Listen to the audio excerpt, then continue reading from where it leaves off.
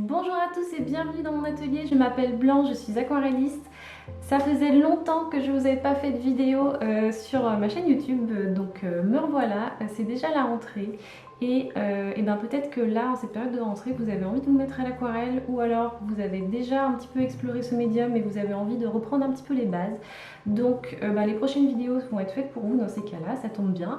On va redéfricher un petit peu tout ça en douceur, sans pression et essayer de faire des petites créations, voilà, déjà dont vous devriez être satisfaite, en tout cas à l'arrivée, tout en ayant appris des bonnes bases déjà à l'aquarelle. Donc pour commencer, on va explorer un petit peu le matériel et ce qui est très important, au départ, quand on achète du matériel aquarelle, on s'achète une jolie palette. Donc la palette, en effet, c'est très important, mais ça ne sert à rien d'acheter trop de couleurs dès le départ. Vous allez voir dans cette vidéo qu'avec juste 3 couleurs, on arrive déjà à faire toute une palette de plein d'autres couleurs en faisant des mélanges, et les mélanges à l'aquarelle c'est très important. Donc on va explorer la roue des couleurs et on va faire juste quelques infos sur la théorie des couleurs. On va pas aller trop en profondeur technique parce que ça va être un petit peu trop complexe. On va vraiment survoler tout ça, mais ce sera déjà très bien. Donc c'est parti, on y va pour la roue des couleurs. Donc roue des couleurs ou cercle chromatique, cet outil va vous permettre d'explorer la théorie des couleurs qui est assez basique finalement. Simplement avec 3 couleurs primaires, vous allez pouvoir créer tout un panel de nouvelles couleurs. Donc ce qu'on va faire, c'est qu'on va faire un cercle chromatique assez basique, et pour celles qui se sentent un peu plus à l'aise, vous pourrez faire un cercle chromatique un petit peu plus fantaisie, soit avec des cœurs, soit avec des fleurs, parce que l'idée c'est qu'on s'amuse un petit peu et qu'on crée en apprenant des choses.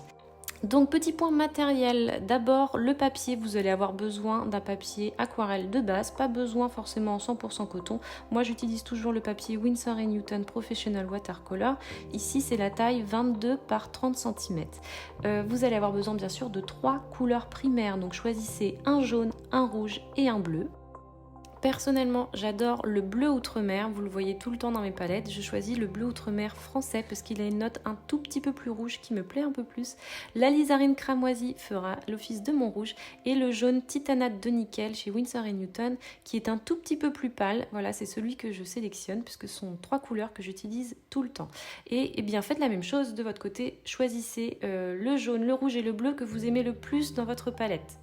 Je vais utiliser un pinceau assez basique, Cutman chez Winsor & Newton, en taille 6, ce sera très bien. 2 pots d'eau, j'insiste là-dessus, parce que vous allez avoir un pot d'eau qui va très vite se salir, donc avoir un pot d'eau propre, ce sera quand même beaucoup mieux pour les mélanges, pour avoir des mélanges un peu plus clean.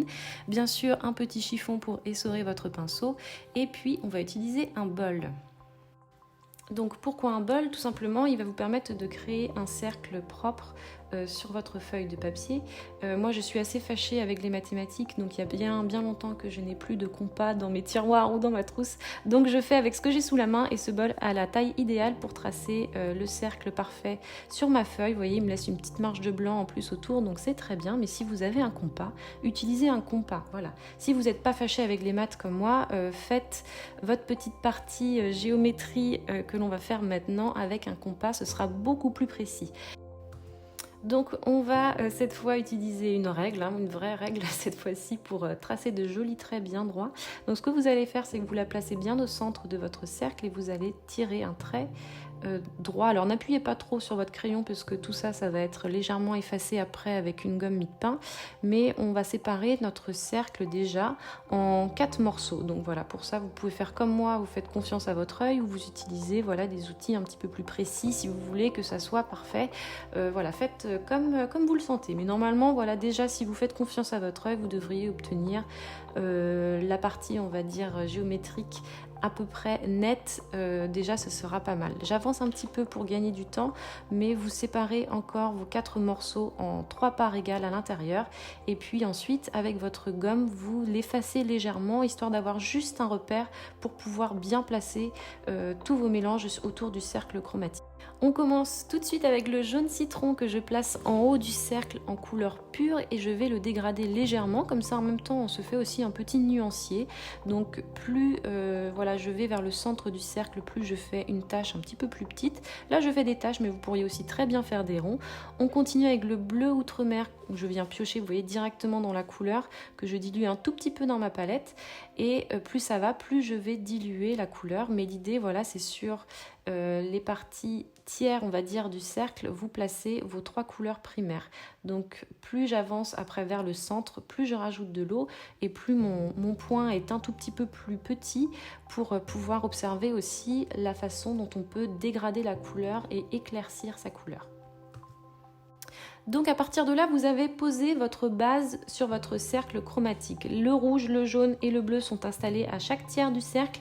On les a un petit peu dégradés. Ce qu'on va faire maintenant, c'est qu'on va créer les couleurs secondaires et les couleurs tertiaires. Donc les couleurs secondaires, ça va être tout simplement du vert, du orange, du violet. Et les couleurs tertiaires, ça va être toutes celles qui vont graviter un petit peu autour, le jaune orangé, le rouge orangé. Voilà, ça va être les termes un petit peu plus entre deux, puisqu'on va être un petit peu voilà, entre deux couleurs à chaque fois. Donc là, par exemple, je commence avec la couleur tertiaire qui va être le jaune orangé, où on met un petit peu plus de rouge dans le jaune que l'on avait au départ et on a un orange assez clair, donc que l'on nomme jaune orangé. Voilà, on n'est pas vraiment sur un jaune, on n'est pas vraiment sur un orange, c'est pour ça qu'on l'appelle jaune orangé et c'est une couleur, donc comme je vous le disais, tertiaire, puisque maintenant on va créer la couleur secondaire qui va être le vrai orange. Voilà, on va mettre à part égale autant de jaune que de rouge dans notre mélange et normalement on devrait avoir entre guillemets un vrai orange qui va se situer, vous voyez, exactement au centre entre le jaune et le rouge que l'on a placé tout à l'heure au départ.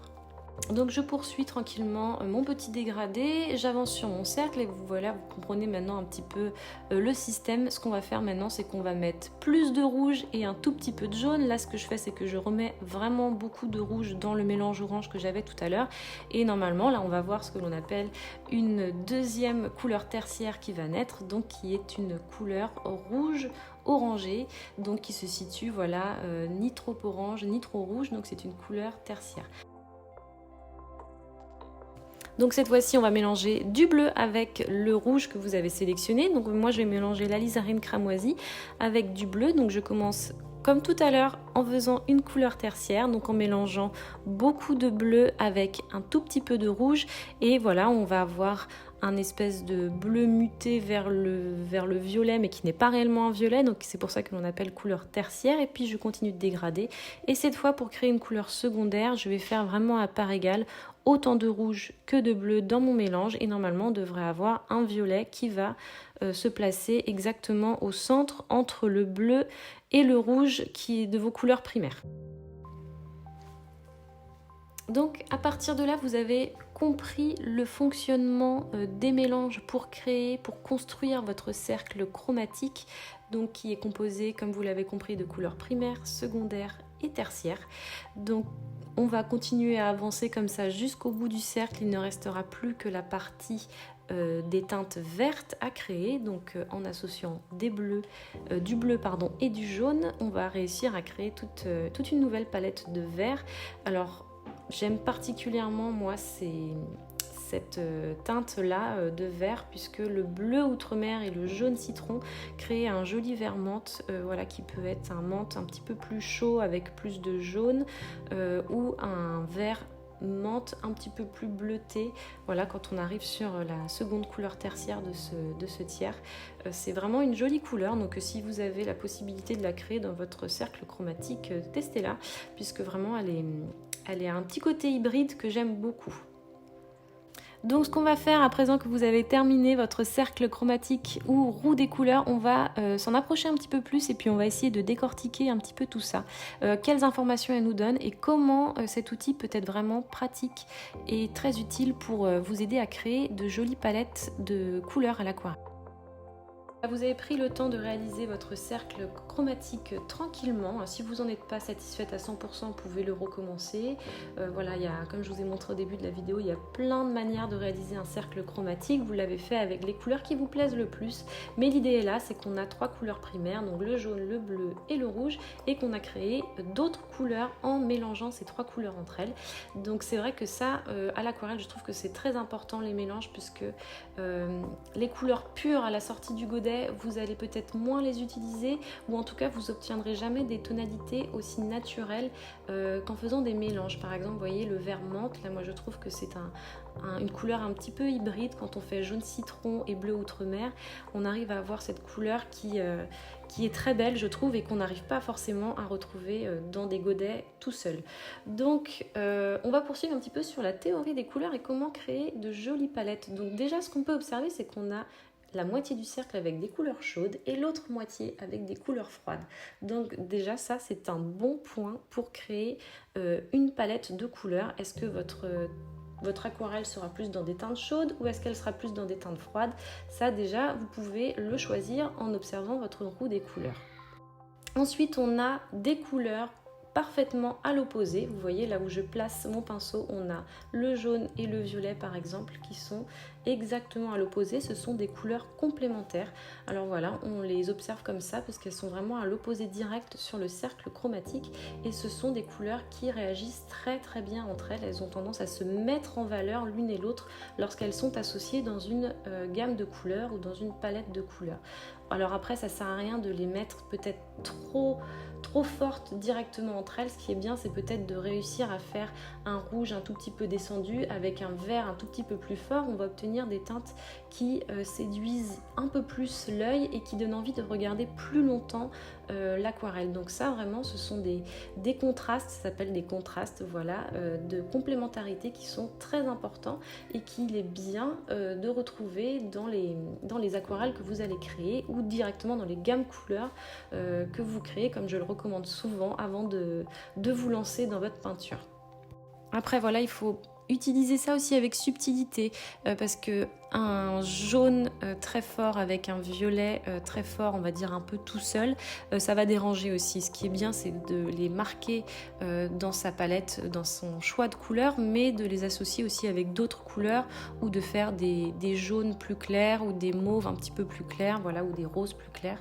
C'est aussi voilà, une manière de faire qui sera plus subtile. Ce que vous pouvez observer aussi sont les couleurs analogues sur votre cercle chromatique. Vous voyez là où je place mon pinceau par exemple, autour des verts et des bleus, on a une palette de couleurs analogues. Ce sont des couleurs qui sont placées les unes à côté des autres. Voilà, ça c'est par exemple déjà une palette de couleurs toute faite que vous pouvez utiliser parce qu'elle est douce et harmonieuse et que visuellement ça va être aussi très agréable à regarder. On va aller dans le prolongement des verts et des bleus naturellement. Ça va être une très bonne idée. Par exemple, si vous avez des doutes sur votre palette de couleurs, vous pouvez déjà partir là-dessus, ou dans les teintes orangées, ça peut aussi très bien fonctionner. Ça, ce sont les couleurs analogues.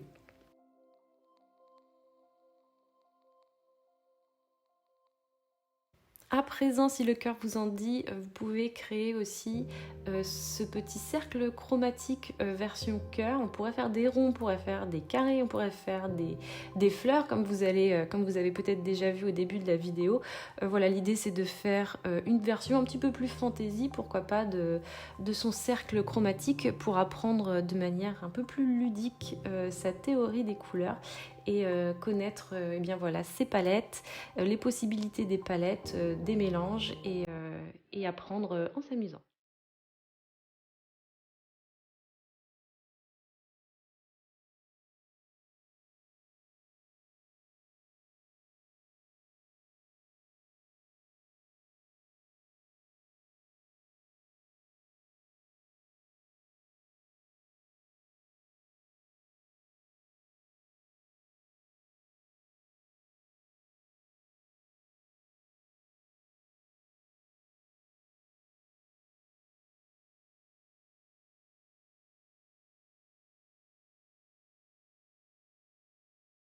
Voilà, on arrive au bout de cette vidéo. J'espère que cette version du cercle chromatique vous aura plu. Vous pourrez voir sur mon compte Instagram la version fleurie réalisée en entier si ça vous dit. Je pense que je vais mettre ça en réel pour que vous puissiez consulter ça aussi d'une autre façon sur un autre média qui peut être aussi intéressant si vous avez envie, voilà, de poursuivre encore un petit peu plus l'exploration des couleurs en version encore un peu plus créative et un peu plus fantaisie. Merci Merci d'avoir regardé cette vidéo jusqu'au bout. Si vous avez envie de voir d'autres vidéos sur le thème de l'aquarelle et de la création, n'hésitez pas à me suivre, à vous abonner à ma chaîne YouTube. D'autres vidéos sur les bases de l'aquarelle à suivre dans les prochains jours. À très bientôt.